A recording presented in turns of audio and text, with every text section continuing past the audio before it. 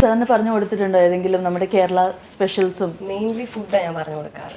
ചില പെണ്ണുങ്ങൾ ചില കാര്യങ്ങൾ അല്പം പൊറിഞ്ഞേ പറയാറുള്ളൂ. ഫുഡ് സദ്യ, നമ്മുടെ സദ്യയില്ലേ അടിപൊളിയാണ്. But he don't like food. എന്താ എങ്ങനെ ആരാധ്യ എങ്ങനെയാണ് സാരിയിലേക്ക് വന്നത് എല്ലാവർക്കും അറിയാം, ലൈക്ക് ഭയങ്കര വൈറലാണ്. സർ ഫസ്റ്റ് എങ്ങനെയാണ് അപ്രോച്ച് ചെയ്തത്?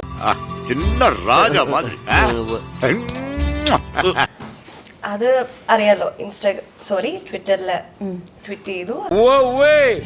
എല്ലാ പ്രശ്നങ്ങളും അതിനുശേഷം ഒരുപാട് പേര് എന്നെ സെർച്ച് ചെയ്ത് തുടങ്ങി. ദെൻ എന്നെ ഇൻസ്റ്റഗ്രാമില് റാം എനിക്ക് മെസ്സേജ് അയച്ചു.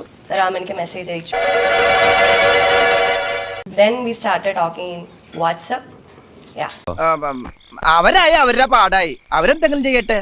Sir, how did you get her number? Like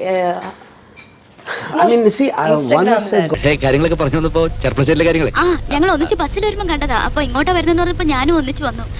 സിന്ധുവിന് അല്ല തനിക്ക് ഡാൻസ് പഠിക്കേണ്ട കാര്യം ചേച്ചി പറഞ്ഞിരുന്നല്ലോ.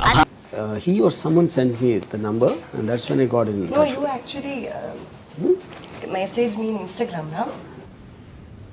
First you messaged me in Instagram, then you gave me your number. ഞാനത് പറയാൻ തുടങ്ങിയതാ. ഡ്രസ്സിങ്ങിന്റെ പേരിലൊക്കെ ആളുകള് മോശമായിട്ടൊക്കെ അങ്ങനെ കമന്റ്സ് ഒക്കെ കിട്ടിയിട്ടുണ്ടോ? ലൈക്ക് കിട്ടാറുണ്ട്, ഇപ്പോഴും ഉണ്ട്. അപ്പൊ എങ്ങനെയാ റിയാക്ട് ചെയ്യുന്നത്? കാര്യമൊക്കെ എടുക്കാറില്ല.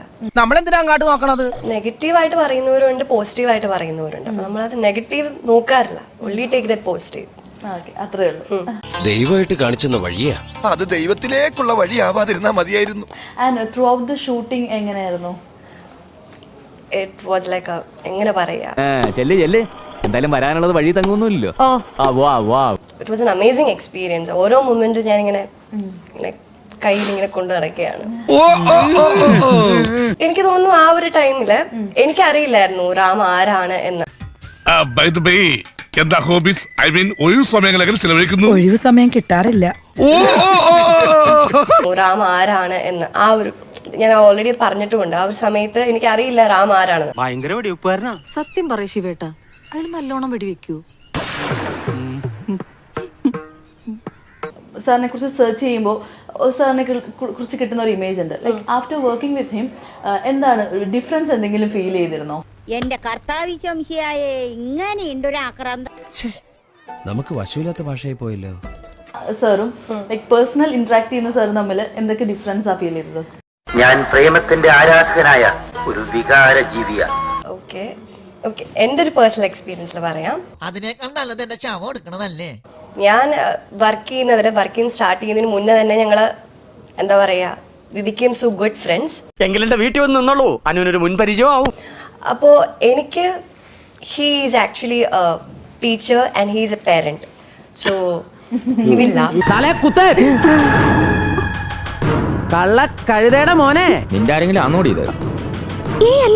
Okay, but he also say he's my parent. ഇവനൊക്കെ ജനിച്ചതിന് ഇതിനു വേണ്ടിയാണെന്ന് തോന്നുന്നു. Yeah, that's the truth. Okay, yeah, that's the truth. So, എനിക്ക് എന്തും പറയാം, എനിക്ക് എന്തും ഷെയർ ചെയ്യാം. ഇതെന്താ ഏർപ്പാട്? എനിക്ക് വിഷമം വരുമ്പോഴത്തേക്കും അത് ഷെയർ ചെയ്യാം. എനിക്ക് എന്തെങ്കിലും ഹാപ്പി മൊമെന്റ് ഉണ്ടെങ്കിൽ അത് ഷെയർ ചെയ്യാം. Yeah, he's like that. എന്നും ശാരദ എന്റേതായിരിക്കണമെന്ന് എനിക്ക് ആശയില്ല.